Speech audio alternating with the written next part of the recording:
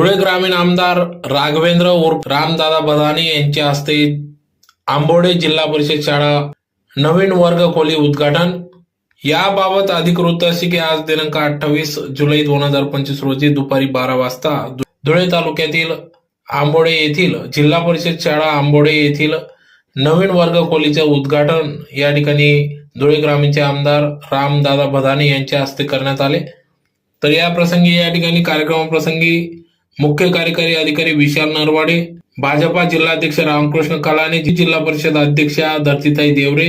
माजी कृषी सभापती प्राध्यापक अरविंद जाधव सर, जिल्हा परिषद माजी सदस्य सौ मिनलताई पाटील, भाजप युवा मोर्चा राज्य उपाध्यक्ष अनिकेत पाटील, भाजप जिल्हा सरचिटणीस बाळासाहेब बदाने, जिल्हा परिषद सदस्य आशुतोष पाटील, गट विकास अधिकारी गणेश चौधरी, प्राथमिक शिक्षण अधिकारी किरण कुवर, गट शिक्षण अधिकारी बीबी घुगे, ग्राम विकास अधिकारी आंबोडे सारिका परदेशी, सरपंच आंबोडे जिजाबाई गर्दे, ग्रामसेवक भाऊसाहेब संदीप थोरात, उपसरपंच गुलाब पुंडलिक रकमे, ग्रामपंचायत सदस्य योगेश केशव यादव, प्रमिलाबाई रतन पारखे, विनोद उखा बागले, महेश गर्दे, रतन श्रीरंग पारखे, दिनेश गर्दे,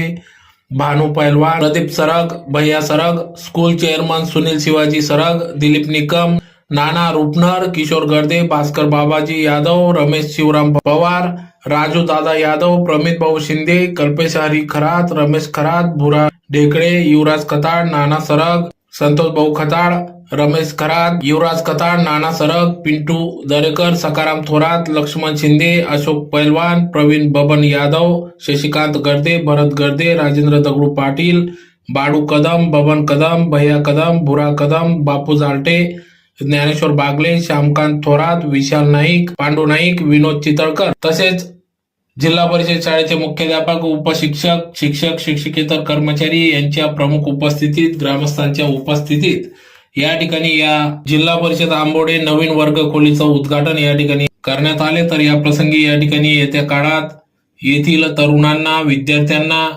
अभ्यासिका वर्ग येथील UPSC MPSC परीक्षा उत्तीर्ण होण्यासाठी अभ्यासिका विद्यार्थिनींसाठी व विद्यार्थ्यांसाठी दोन्ही अभ्यासिका, त्याचबरोबर विद्यार्थ्यांना मोठ्या स्वरूपात ग्राउंड उपलब्ध व्हावे यासाठी मी प्रयत्नशील राहील असे यावेळेस सर्व ग्रामीण आमदार राम बदाने यांनी आपल्या मनोगतातून व्यक्त केले। तर यावेळेस येत्या काळात या ठिकाणी